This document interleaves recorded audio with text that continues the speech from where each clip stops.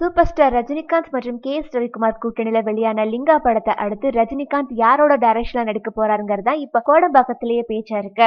அந்த வகையில ஃபர்ஸ்ட் இவரோட மூத்த பொண்ணான ஐஸ்வர்யாவே ரஜினிகாந்த் படத்தை டைரக்ட் பண்ண போக இருப்பதா தகவல் வெளியாகிருந்தது.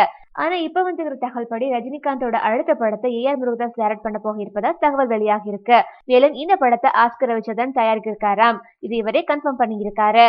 மேலும் ஆஸ்கர் ரவிச்சந்திரன் என்ன சொல்லியிருக்காருன்னா, கமலஹாசன், விஜய், அஜித், சூர்யா மற்றும் விக்ரமோட படங்களை நான் தயாரிச்சிருக்கேன். ஸோ இது நாள் வரைக்கும் ரஜினிகாந்தோட படத்தை தயாரிக்கிறதுனால ரஜினிகாந்தோட படத்தை தயாரிக்கணும்ட்டு எனக்கு ரொம்ப நாளா ஆசையா இருக்கு. ஸோ அதனால ரீசெண்டா ரஜினிகாந்தை மீட் பண்ணி அவர்கிட்ட பேசியிருக்கேன். ஸோ இதனால கண்டிப்பா ரஜினிகாந்தோட அடுத்த படத்தை நான் தான் தயாரிக்க போறேன்ட்டு சொல்லியிருக்காரு. மேலும் ரஜினிகாந்த் ஆஸ்கர் ரவிச்சந்தருக்கு ஒரு கண்டிஷன் போட்டிருப்பதா தகவல் வெளியாக இருக்கு.